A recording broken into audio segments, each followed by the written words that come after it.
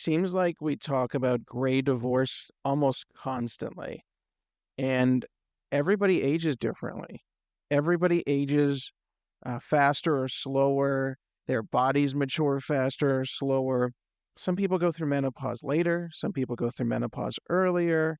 My wife often says that there's such a thing as menopause, call that whatever you will, where men tend to have too high testosterone, low testosterone, medical conditions of that nature. I read on Reddit, I know that that may not be the very best place to obtain information, but I try to keep my own clients' lives and stories out of any of our podcasts. And as a result, sometimes I read message boards so that I can hear the thoughts. Of course, I read them, but I'm hearing them in my mind, hear the thoughts of some other folks and how they feel about these situations. One of the most prominent and interesting message boards is women over 40, which is more similar to men over 30 than men over 40, almost night and day. Think of that what you will. I read in the feed that popped up something about my husband does not want to do anything anymore. And that really is common. Common complaints when people are about to get a divorce that a husband wants to travel everywhere, wife wants to stay at home. Wife wants to be romantic, husband wants nothing to do with it. Which to me is almost anathema and shocking because in my mind, it's the other way around. Husbands are horn dogs and wives are more mature about the situation, more deliberate in their romance. But when I read these message boards, it almost seems like the exact opposite. So maybe I'm out of touch. Maybe the things that I have heard in my life from friends, family, random conversations, maybe those are just anecdotal and not the mainstream. These things are so interesting.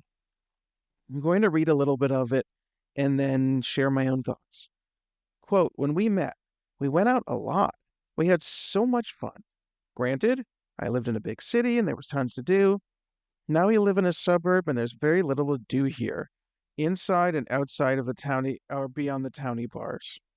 He quit drinking this year and I'm very proud of him. However, we do not do anything anymore anywhere. Maybe to a restaurant here and there, but no socializing, no music shows like we used to, no art events like we used to. I get sad, and when I bring it up, I get the same response. He doesn't want to go out anymore because we're old and we're only in our 40s. Well, maybe your husband being in his 40s is like some other people being in their 50s and 60s physically. Maybe his mind has already transformed. Maybe he considers himself as already having lived a certain life and he's maybe nearing retirement. I don't know that financially, of course. I'm not in these people's lives. I have no idea. But that is entirely possible. Sometimes a man or a woman meets their future spouse. One of them has already traveled the world. The other wants to travel the world. And ironically, that can represent a major issue forthcoming in their potential marriage, future marriage. Because one person has been there and done that, and the other person is just getting started experiencing it. One never wants to do it again, and the other can't wait to start. The smallest thing, seemingly, can make the biggest problems in a marriage.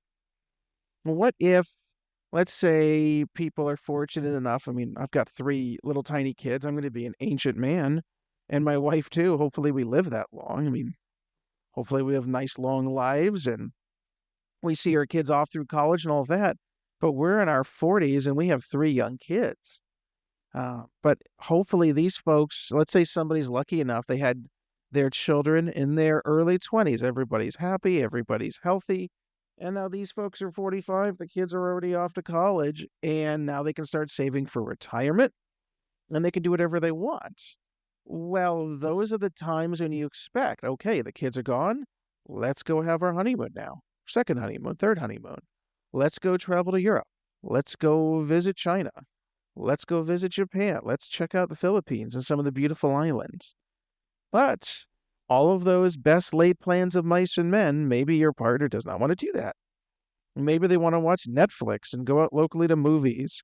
Maybe somebody wants to drink alcohol and wine with dinner. Maybe the other person's a teetotaler. I mean, all of these things, all of these differences, there's no way to predict every single thing that is going to be a difference. There's no way to predict everything that you're going to disagree on.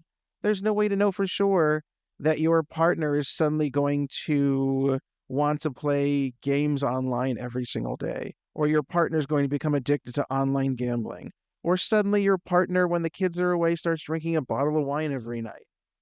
Little things, small things, simple things, they can be irritating and aggravating.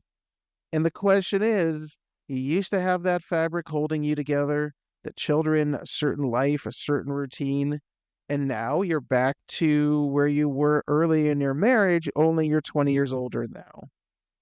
How much has changed in that time with your body, your mind, your career, your experiences, your preferences? And these are some of the reasons why people trend toward divorce. Now, there are some things you can do before you even consider thinking about it. I suppose that most people, again, I have no idea, just anecdotal evidence and just my own thoughts. I suppose that most people will go to counseling first, or at least suggest it.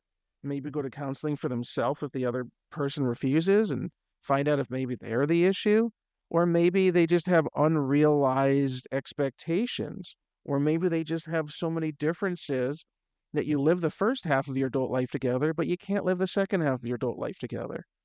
People end marriages for a lot of reasons. It should never be an easy decision, and it should never be ended just because. There should be legitimate reasons. And there are lots of things you can do to enhance the quality of your life that do not involve a divorce. So think carefully before you make these major life decisions, but also understand it's not something that you've done wrong. People change over time. They do not always change equally together. They do not always change in the same way. And people's interests diverge. People's interests can be very, very different over time. They may have new interests. They may have new thoughts. Their life experiences, their hormonal changes, they're getting older. All of these things factor in. And while there are ways to bridge those gaps and come together, sometimes it's just not possible, but you have to understand why, the when, the how. Some things are unknowable when you're younger, but now when you're a little bit older, you're wizened, you're seasoned, you have a sharper mind. These things can be better rationalized and better understood. Thanks for listening, everyone.